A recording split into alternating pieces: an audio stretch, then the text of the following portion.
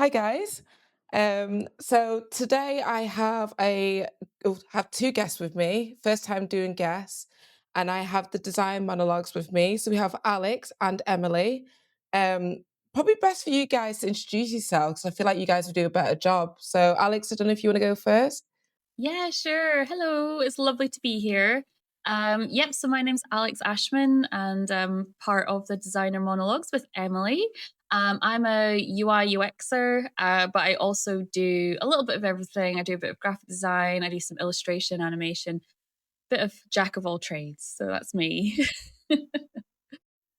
And my name's Emily Fraser, and it's a total pleasure to be on your second podcast. Very exciting getting your guests in this early. It took ages actually to arrange getting guests, so well done for doing that so early. So yeah, I'm a design director. I'm based in Edinburgh. Worked here since I graduated, which was many, many moons ago, about 17 years in the industry, which is crazy. So I head up like a little design team in one of the agencies here. Um, Again, like Alex, bit of a mixed bag of skills. Do a bit of motion graphics, branding, video editing, a little bit of illustration as well, graphic design.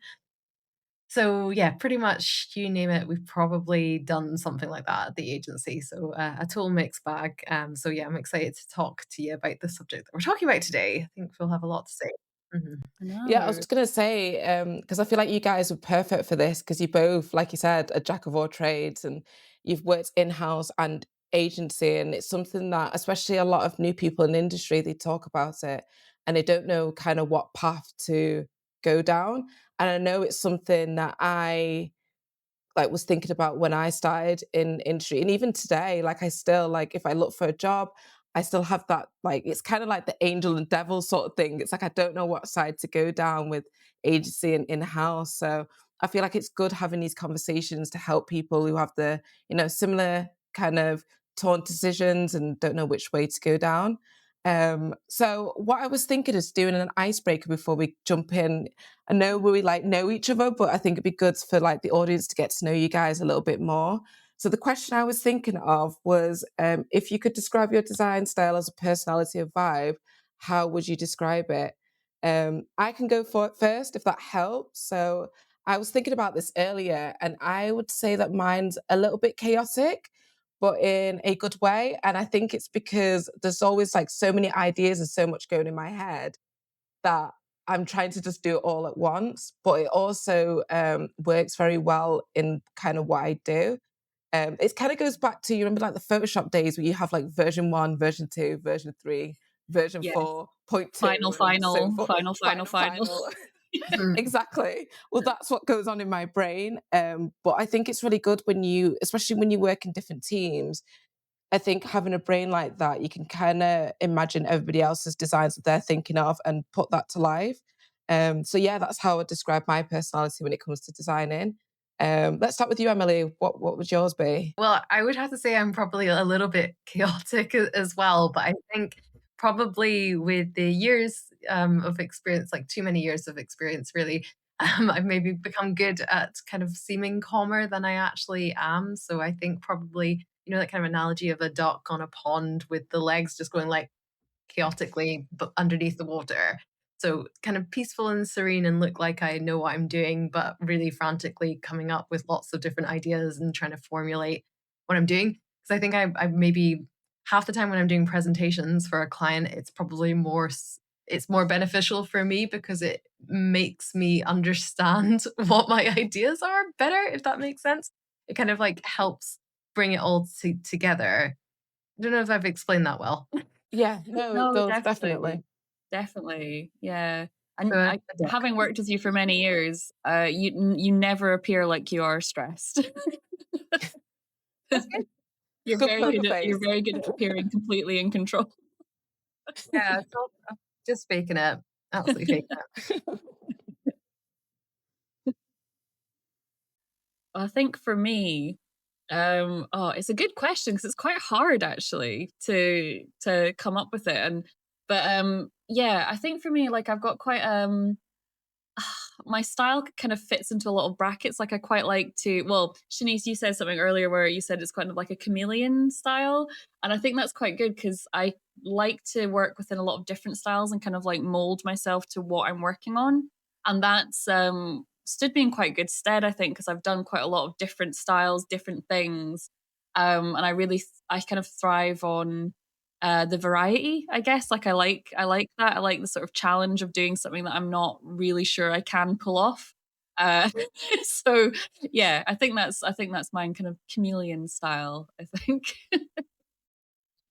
I second that. Just to give a bit of context, me and Alex actually used to work together, and that's one thing that I noticed like straight away is that you are a chameleon and you do rise to different challenges and stuff and fit in very well. But yeah, I relate to you as well, Emily, with the kind of poker face, like when someone asks something, it's like, "Oh, when's it due?" And they're like, "Tomorrow." And I was like, "Oh, yeah, yeah, that's fine. Don't worry about it.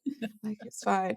And then, then you scramble, and it's like, but you know your capabilities though, and I think it comes with experience. And when you've been in industry for so long, you kind of remember that you're human, and you can Yeah. only do as much as you can to, and you wouldn't be in the position you are if you weren't skilled enough to do the job. So yeah, Yeah. it's both definitely good traits to have. So just to follow on with that, as mentioned, we're going to talk about kind of agency versus in-house and the pros and cons of both, and if you guys have any preferences. I've only had small amount of experience in agency, so I thought it'd be really good to speak to you both on this kind of topic because I feel like I'm still learning like the benefits with. I work in house at the moment, but if I was to work in agency in the future, I think it's good to have these conversations if I do consider it. So I don't know if I want to start with you, Alex. Do you feel like in your past experience you have more creative freedom with working in house or agency? Yeah, I mean, it's a really good topic because it is that kind of endless question of like, do you prefer this? Do you prefer that? It's really hard because, like I said before, like I really like variety in what I'm doing. So, agency, when I was doing agency stuff, it really scratched that itch because it was like a different thing every week and quite high pressure. And like you just didn't really know what to expect. You kind of had to do lots of weird stuff that you'd never assume that you'd do. Um, so I really did enjoy that. But like what went hand in hand for that for me was like quite a lot of burnout. Because like I'm a bit of a workaholic and I wasn't very good at saying no or pacing myself. So while I really enjoyed agency and I feel like I learned so much, like you learn so quickly, you have to just be so versatile and speedy. Um, it really burnt me out quite badly. So then I kind of went in house after that. And what I loved about in house is that you had so much control, start to finish, and you could like help evolve things. So you could see a problem and go, let's fix that, let's iterate on that. Like, how can we polish that? And then that's something that you didn't really have a chance to do in house, agency. So I love that part of it. And like at the moment, I'm in house at a game industry job, so that gives me a lot of sort of like freedom to sort of really tinker and like tweak things. But like if I'm honest, I do kind of miss the sort of the variety because you do slightly get a little bit bored of working the exact same style every time. And what you end up having to shift your focus to is like improvements rather than like sort of like revelations, you know? So yeah, so I think both are equally good and I have learned so much from both. To be honest, I think like for me it's like having both as like a balance has been really good in my career. I'm kind of glad I haven't just done one, um, because you really start to appreciate it. And also just when you're in an agency and you work with like outside contractors and that sort of thing, or you work with a really large brand, I think having in-house experience gives you such an insight into how they work. So yeah, long story short, I think both are good. What about you, Emily? Do you have any preference or? I I think when I first left art school, I definitely wanted to go into an agency. Like I did a couple of internships where I was doing the internships for free because that was kind of that was probably more common just to have, like, the unpaid internships. I think it's got a lot better in the industry now for paying people, for doing the work. So yeah, I definitely wanted to go into agency, but I graduated into a recession in 2009. So really, most agencies weren't really hiring. Um, so it just there wasn't really any of the opportunities there. So my first job was in house, and I was only designer, and I had no experience. So that was an interesting learning curve. I actually ended up doing a little bit of web development in that as well because that's where we had like a skills gap, and having not really done anything apart from, like, a tiny bit of HTML and CSS, I was, like, sort of doing that as well as doing design, so that was a baptism of fire for sure. But in that, it got me onto the ladder, and then I eventually managed to get agency roles as well, so I've kind of had a bit of a blend of agency and in-house, and like Alex says, I think it actually is pretty useful to have both of those experiences because you understand how the in-house teams work. A lot of our clients have in-house designers and in-house marketeers. So knowing kind of how those departments would work typically, I think is actually quite useful rather than only ever having been on agency side. And also if it's a brand that you really like, it can be really enjoyable. Like I worked in-house for a university here for 2 years, and I really enjoyed working in the team. I kind of wanted to move to agency eventually though, just because it's a bit more fast paced. And at the time, I was very hungry for it, and I really really enjoy working in agencies just because of the variety. Like this week, like it's Sunday night. Probably tomorrow I'll be working on something completely different, and the next day something completely different. So you're just always bouncing between different clients and different jobs, which I find quite exciting, although it can be exhausting. I can imagine, because it's interesting because you both mentioned university, and I remember, way back when as well. I remember when I, like, was graduating uni, and I feel like agency was sold as, like, the whole like, the place to be. That's Yeah, where you need to, like, find a job, yeah, and I feel like in-house wasn't sold as much to, like, go down that lane. It's really interesting because in my career, I've predominantly worked in-house, and it's actually gone the other way. But I do agree that having that experience in both does help you, and I only got that agency experience only last year, so quite late into my career, um, and it still was learning for me, just, like, keeping on time with things, and obviously I have deadlines in-house, but it's very different because you obviously keep to, like, billing and, time is literally money, whereas when you work in-house, you might have, like, a big project, and it's kinda like, "We've got this project, yeah, but the deadline's in like 6 months' time or a couple months' time, or it might just be more, you know, housekeeping sort of tasks as opposed to bigger ones. I'm very much like once I'm invested in something, I do like, working on it quite some time and then seeing like what comes from it. So that's like probably a pro for me with working in house. But like I said, there's probably pros and cons in both of them, definitely. And who knows, like I might probably go into agency in the future. I think it just depends.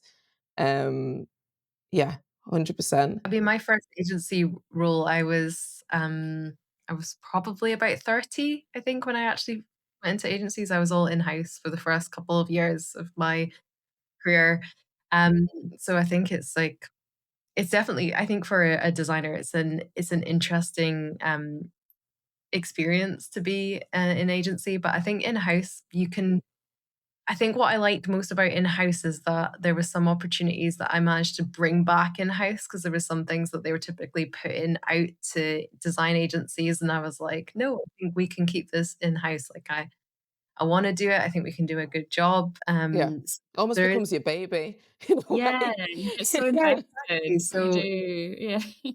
yeah, and you just know the brand so well that Yeah, it's just I think you can get some really exciting opportunities being in-house, and I feel like there used to maybe be that stigma about in-house designers, not being as, like, sort of good as agency ones, but I think yeah, that has completely gone, and there's lots of Yeah, really fantastic in-house teams now, that are built up, sometimes by ex-agency staff, but they have a really good reputation. So yeah, I think you can be a very successful and a very fulfilled designer regardless of being in house or agency.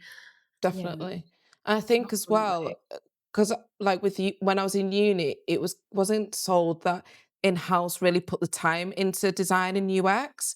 So it was like if they needed any design work, they'll just get a freelancer or someone, to kind of someone maybe in marketing who can do some design work, and that was it. It wasn't so much like they've put the time and money to create a design team. Mhm. Whereas now I feel like a lot of companies are really putting the money into it and realizing, especially UX. I think many years ago, companies will put something to launch and then realize like something's not working here. Like, why is it not working? There needs to Yeah. be some research here. Mhm. Absolutely. Like I think the shift towards UI UX now is like become really important. And I think, yeah, it's because people have put things live and gone, oh, this isn't working. Why is this not working? You know? So I think, yeah, I think there's definitely a lot more emphasis on that. And if you have like a really good tight team in house, like you can achieve so much, which is amazing. But yeah, because like I love that I at the moment with what I'm doing, I have so much control over like a user flow and that sort of thing, like within a game that I now know very well because I've been there for years. But there's people on the team that have been there for years before me, and it's just they know everything about it, know every single detail. So you can get like really into the nitty gritty with that type of thing, which is really it's quite fulfilling. I think definitely. And I think, I mean, some people would say as well, like progression looks a little bit different in terms of in-house and agency because like with in-house you might have more creative freedom to maybe speak up, but then also with agency you're working on a variety of things, so then you can showcase your skills a bit more. So I think it just depends on the person. I think we shouldn't think of it as like because I have more creative freedom, it's going to be harder for me to like excel in agency. Yeah. I don't know if you guys have ever experienced anything like that in the past, like in previous companies or anything in your career where you think because it's in-house or agency you struggled to progress. Um, it's an interesting one. I feel like with agencies, that's where I have had more kind of promotions within the team. There's definitely been a few more of the opportunities there.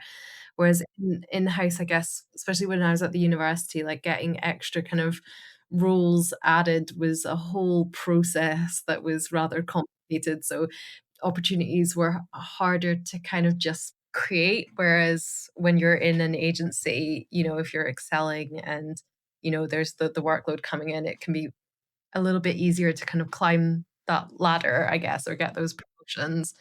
But maybe it was just the in-house roles that I had that just had a little bit more kind of red tape on those kind of opportunities. Yeah, no, I think I found the same thing. And I also noticed like at the start of my career, because I started in-house as well. Me and Emily were working together. um, so yeah, but I Oh, found sorry, when sure. I wanted to move on, when I wanted to move on from there because I only had in-house experience, I felt a little bit nervous about my folio as well. Like I didn't have enough like Yes. good brands or like cool projects or whatever because I'd been doing quite a lot of in-house stuff. And I think nowadays, and depends on the hiring manager as well, people don't really care. Yes. But back then, which was how many years ago? Quite We're all doing the same thing when we're going past like back in the past, like how many years ago? We quite a were long definitely time there ago. in 2013 because one of my colleagues said that Yes. she was leaving school at that on that year, and I was like, 2013. Back then, there was a lot more emphasis on like get as many things in your folio as possible, lots of big names, flashy brands, that type of thing. So I felt like at the time a bit of pressure to try and like diversify my folio a little bit. But yeah, I think I don't know if that's such a big thing now. I think people kind of tend to look at the quality of the work more and like what you're presenting rather than like, oh, it's a big brand, you know. So I do think it has shifted a bit since then. And certainly if I'm hiring at my work, I don't look for that. I just look for good work. I don't care what they've been working on as long as it's good, you know?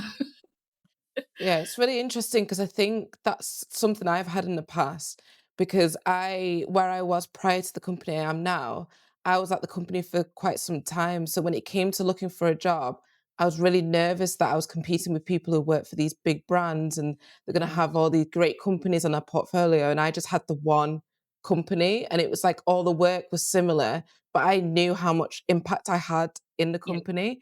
But it's like, is that, showing through my portfolio work because it was just one consistent brand, if that makes sense? Yeah. Um, I think it's something, I think it's how you know, it's just having to translate how much you've contributed to that company is what matters as opposed to the brands you've worked for. Um, but it's a good point, definitely on portfolio. And I know it can be no matter how many years you have in a company, doing a portfolio is like one of the most stressful things ever. See, I dread it. If I like, oh, it makes me feel It's ill horrible. looking back. It takes so much time. Like, I've been speaking to a couple students about their portfolio and their work kind of coming towards the end of their degrees or their postgrads, and um, I kind of when they're asking for advice for when they're applying, I'm like, try and customize your portfolio as much as you can for the job that you're applying for. And I know it's a lot more extra work and it's a pain having to do that, but I think it does pay off, especially if it's a company you really want to work for. If you spend that time just making sure that the work that you're putting in is the type of work that they will be interested in. Because I Yes, think that's a good I've heard point. yeah, I've heard too much of people being or maybe they sent like a link to their website without kind of curating what projects they want to show. Yeah. And they Yes. maybe discounted because it's like, oh, they're doing too much of that type of work. That's not what we do. Mhm. Yeah. And these decisions are getting made by like the hiring team so quickly. Um, Yeah. yeah, portfolio just to do the portfolio. Like I completely empathize with anyone working on their portfolio right now. I'm quite glad I've not had to do that for a couple of years. Yeah. Yeah.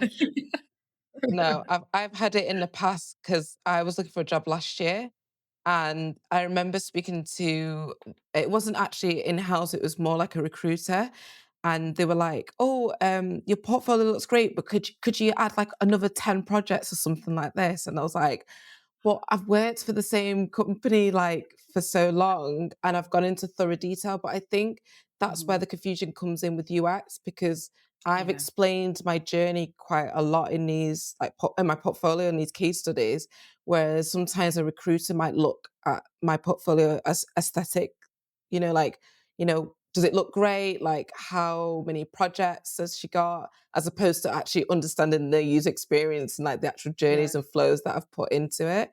Um, but yeah, it is hard out there, and I do sympathise with students who are definitely trying to get in industry. But if you were, you know, to speak to someone now, would you give them any advice on the type of companies they apply for, or would you literally say, have an open mind to everything? I'd probably say have an open mind to everything, to be honest. I think it's just getting the experience and um, getting your portfolio started. And yeah, maybe the company you're working for isn't sort of giving you the type of work that you imagine putting into your portfolio, but it gives you a starter of stuff that you've actually done in industry. And if you want to do other, you can always set yourself little kind of passion projects if there's a style that you would rather be doing, and when you're applying for jobs, you maybe want to have a bit more of a variety, or you want to show that your skills can kind of lend itself to maybe you say you're working for a really corporate company and everything that you've got is very, very corporate, but that's not the type of work that you want.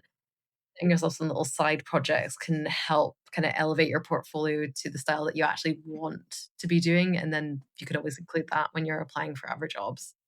Yeah, 100%. Yeah. I definitely. mean, God, I couldn't have predicted really any of the jobs that I've had so far. Like You've they've always all said been kind of this. they've all been kind of surprises to me. But like it's you don't know what's valuable until afterwards, I think. So like even if at your job you're like, oh, I'm getting nowhere with this, blah blah blah. Like as long as you're, continuing to learn, you're still gonna look back on that in a couple of years and go, do you know what? I actually took X, Y, and Z from it.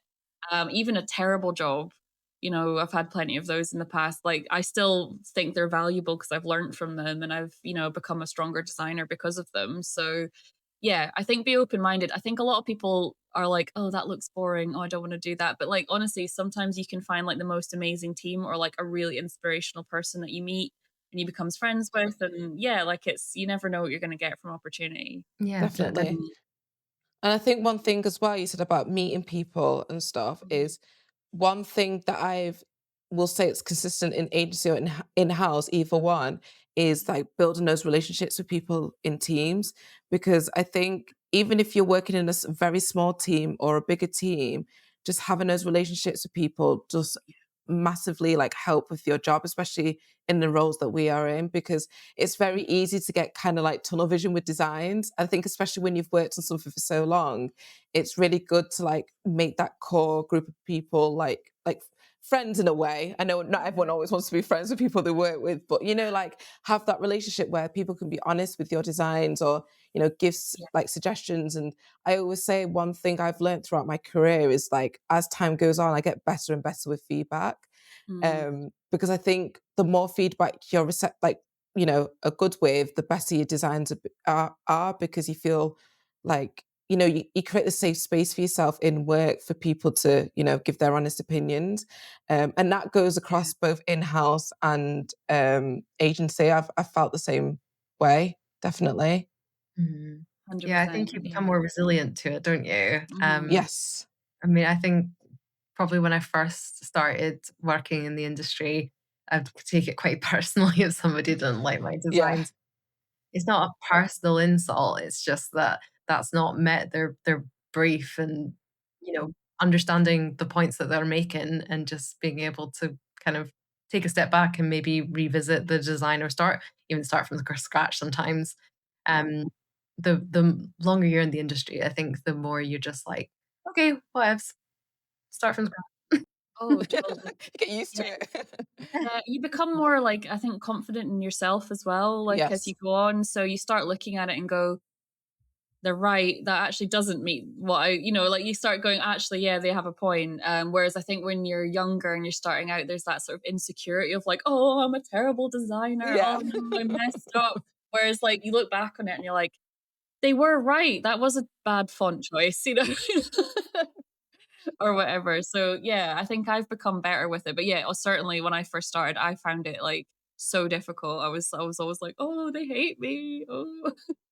And it's like you're reminding yourself like they've hired you for like a reason of seeing something, like just be Yeah. kind to Yeah. yourself. I feel like it's always a big thing. And I think I've had in the past, I don't know if you guys have had the same thing, is especially in the beginning, it's like I have gone for an interview and I may have seen other people being interviewed as well. And I've had the least experience, but they've seen maybe it's like their core beliefs or like how they work as a team. They see it in you and they know that you're going to fit in the team a lot better than maybe somebody else who might have more experience than you. So that's why I always encourage like whether it's a small or big company, in-house or agency, just to go for it because you never know. Like you just get along with like the person who's interviewing you, and yeah, you never know where it's gonna take you. Yeah, Definitely. I think a good personality fit is always gonna be best, because Yeah. you can have loads of experience, but if, like, the personalities don't gel or there's just some sort of, like, barrier there, it doesn't really matter the skills because like, it's all about the wholeness of the team working together on Definitely. something. Yeah. Yeah, Absolutely, and definitely. I think if you've ended up going for a role that maybe wasn't your dream role, just remembering that you still want to move on and just keeping an eye out on opportunities, and Especially I don't. think it's nowadays, it's so easy for people to just not reply or just give you, Mhm. like, a Yes. really quick, like, "No," and you just feel so sort of like, "Oh god, did they even look at that?" Like, it's so Especially easy with to. AI. Oh, yeah, I I hate know. to say it, but especially with AI. Oh, like, an Mhm. instant rejection is like a new low, really. I It's mean, I like remember getting rejected from one of those AI things, like, ages and ages ago. I was, like, applying for a summer job working at, like, the Avis car rental company. Okay. It was like a personality test, and I had to fill it was one of those personality things where it's like, regardless of what you selected, it made you sound bad. yeah. So I was just like, "What are they looking for?" So I just answered it, and at the end, they were like, "You have not been selected for an interview." And I was like, "It's a car rental company. Like, what did I fail on?" And that Uh, sort of stuff happens. It's kind of like you want to get on the phone with them and just be like, look, I have a great personality. You can't tell. but I do have a great I know I sound angry on the phone right now, but I do have a good personality. I know, just I'm like, not threatening you, but here's the reasons why you should hire me. Could have rented loads of cars. Like, they would have had a bumper year of car rentals, I'm sure. Oh, well, they missed out. so one thing I did want to ask, I don't, I actually haven't checked this, but have you guys had experience with like doing freelance work for in-house or agency outside of like working directly for them? Ooh, I did do a little bit of freelance, a number of years ago. It was for a financial organization, which sounds like they wouldn't be that fun, but they actually were quite a fun brand. So that was like a little bit of a kind of side hustle for a little while. But in all honesty, now I'm so busy with the agency, I don't have the time for it, sadly. But I'm kind of, yeah, I think it's, well, freelance is good, I think, when you're first starting out, but then the more senior you get, I think, Alex, you maybe The agree that time. time. Hi, this is a I mean, I've done, like, freelance for, a couple of, like, in-house and agency work.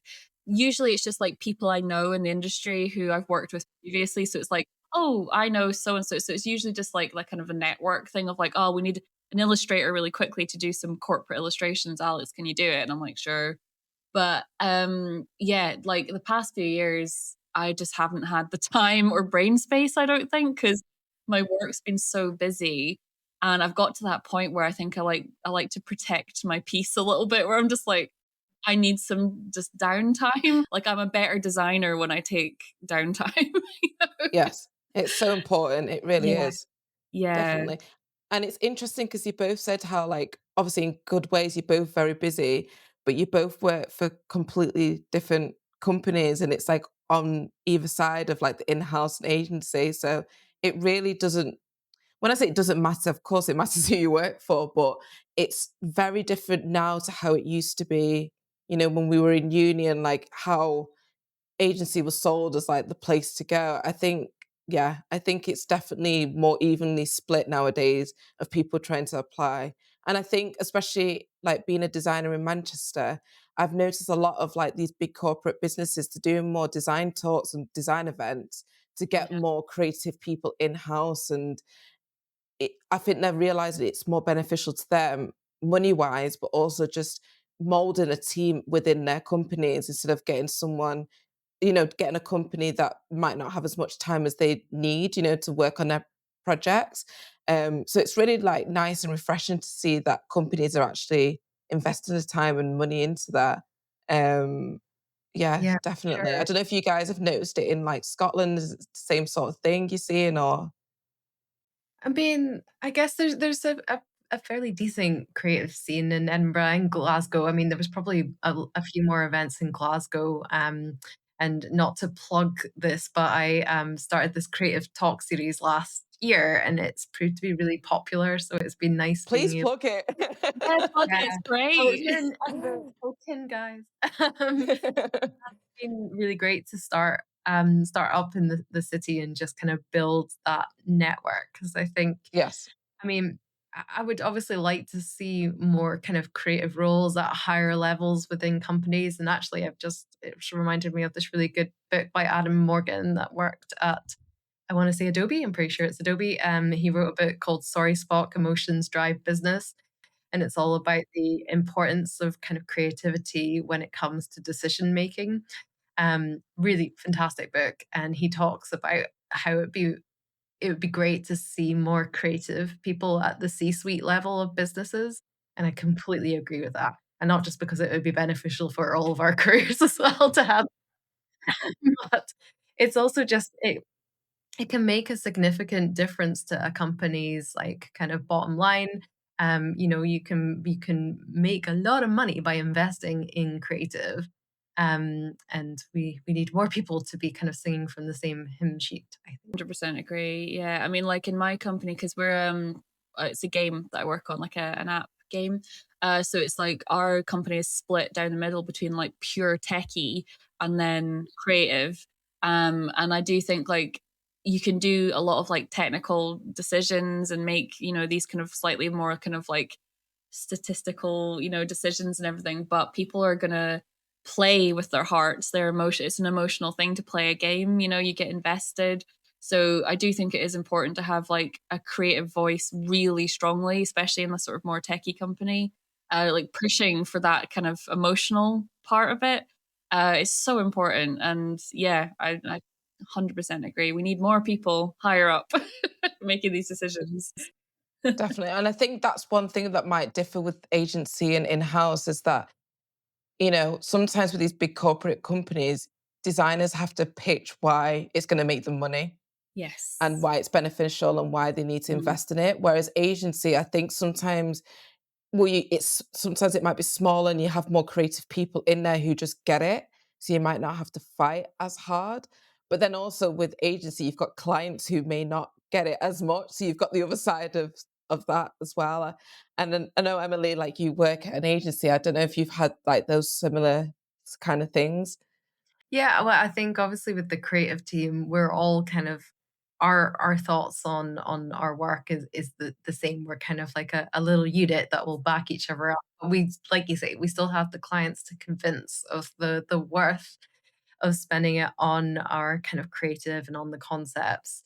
And sometimes that can be harder. And obviously, it's the client's budget that's on the line, and they have to believe in our ideas, and they have to kind of put their money where their mouth is. And I guess it's harder. Like I can empathize with the clients basically. And I keep thinking about little passages from that book. It's honestly great because there was so many little nuggets in there that I was like, well, that's really like justifying why it's worth the money spending it on a creative team and good creative rather than just doing something that's really homogenized and not unique at all. Um, so I've forgotten what my train of thought was there. um, yeah, hopefully that made sense. it's so tricky, and it's like you say, Shanice. I think it's really hard to get people to understand why it's important that these things are done. And especially, I mean, UI UX, it's quite hard because like you can be like, this is better for the user, and they're just like, yeah, but it's expensive. And I'm like, this is going to be terrible if we don't do this. So it's like, yeah, it's just trying to like convince people is a big part of the job. But I think the more creatives you have around you and like a good team around you, like regardless in-house or agency, I think that's the biggest part because you can all back each other up. You have each other's back. You can all kind of become like a united front of like why this is important, why it's good. So yeah.